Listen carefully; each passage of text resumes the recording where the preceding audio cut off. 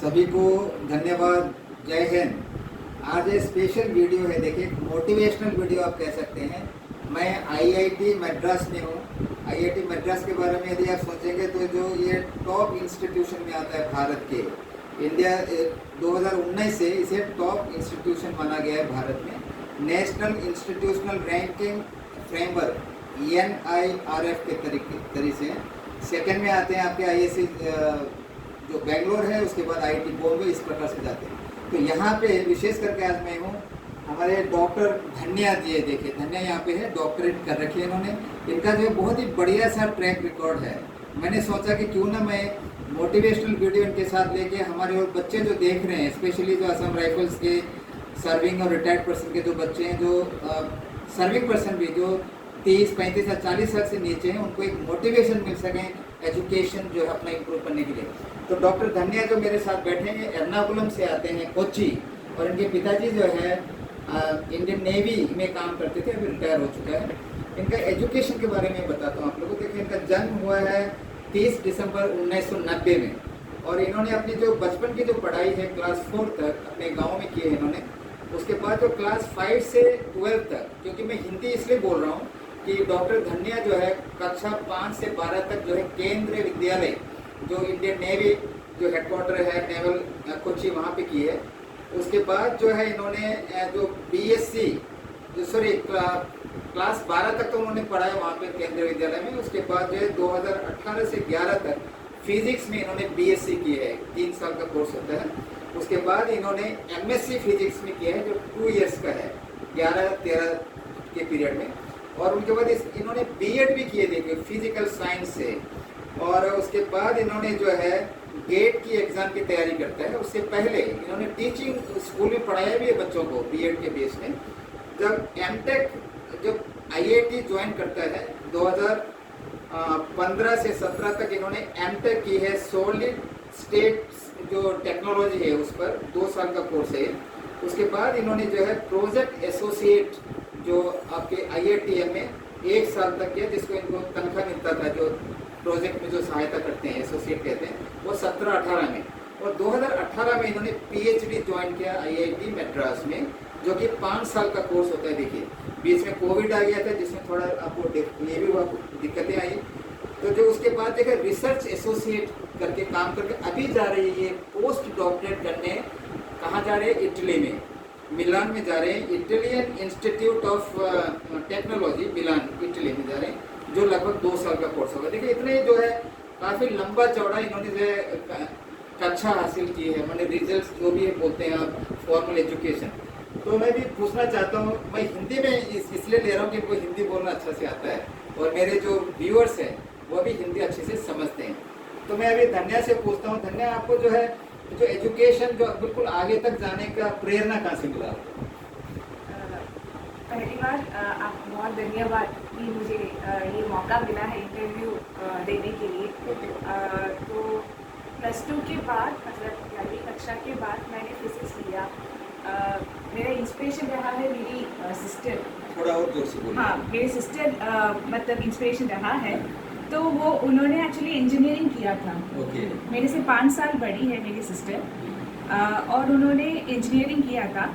और उन्होंने ये बोला था कि सब लोग इंजीनियरिंग या फिर मेडिसिन के रास्ते में जा रहे हैं, एंड ये बहुत कॉमन हो गया है। अगर तुम इंजीनियरिंग एंड मेडिसिन उतने अपने दिल से मतलब बहुत चाह के तुम नहीं कर रहे हो और तुम्हें कुछ और पसंद है, तुम वो ले सकते हो, क्योंकि इंजीनियरिंग बहुत ही कॉम्पिटिटिव भी है।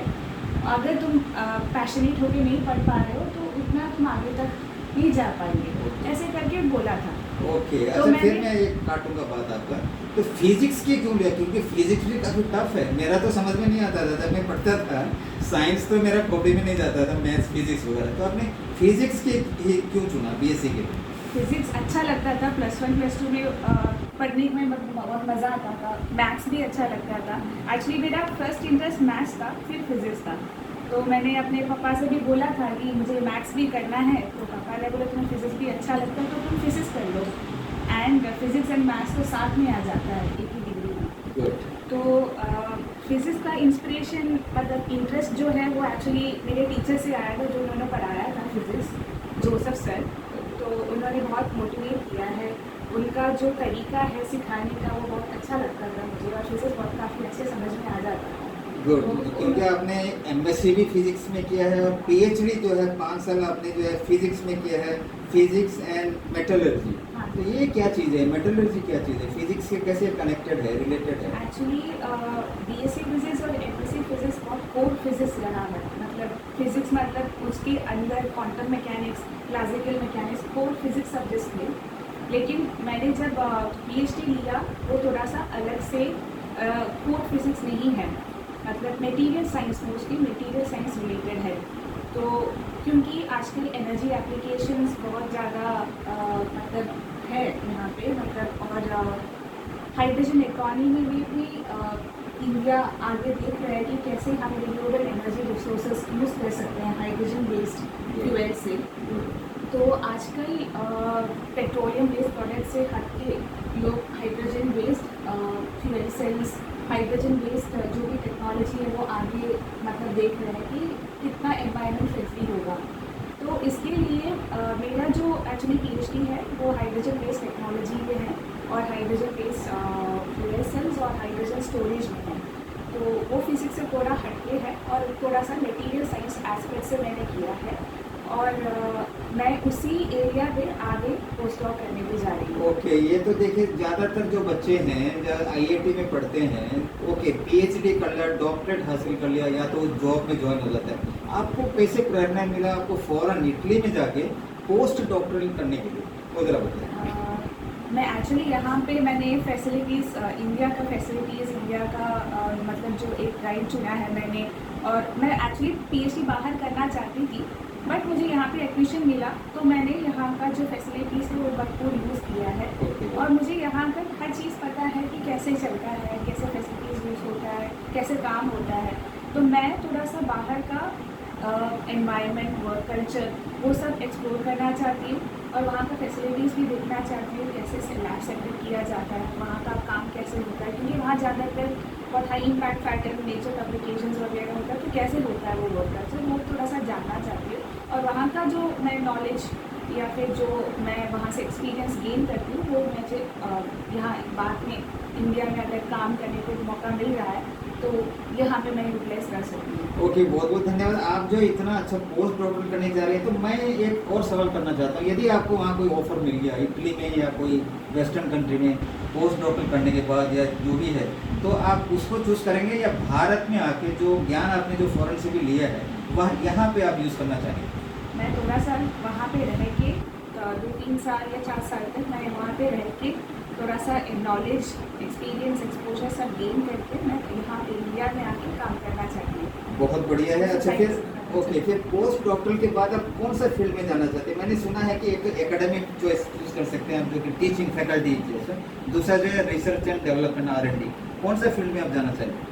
मैं एकेडमिक फील्ड जाना चाहती हूँ, क्योंकि वहाँ पे वाइड वैरायटी ऑफ ऑप्शंस है कि हम एक टीचर, क्योंकि मैंने बीएड किया है और मुझे थोड़ा सा टीचिंग में भी पैशन है, तो मैं थोड़ा सोचती हूँ कि लाइक एकेडमिक फील्ड में जाके थोड़ा सा प्रोफेसर ऐसे बन जाओ, लैब सेटअप करो खुद का, और खूब सारा प्रोजेक्ट्स ले लो और सोसाइटी सर्व करो।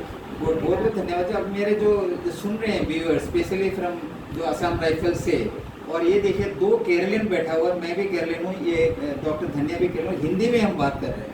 तो मैं आप जो है मेरे व्यूअर्स को क्या एडवाइस देना चाहते हैं, जो यंग है, जो बिल्कुल इंक्लूसिव है और एजुकेशन को आगे ले जाना चाहते हैं, उनके लिए 2 शब्द में आप एडवाइस दीजिए।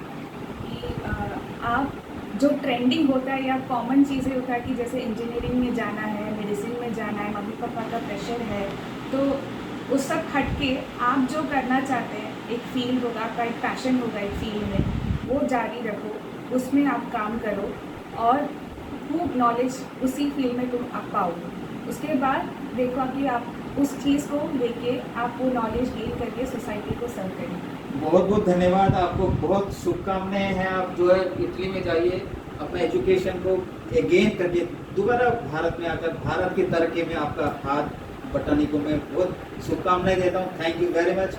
Good bye doctor Dhanya. Thank you.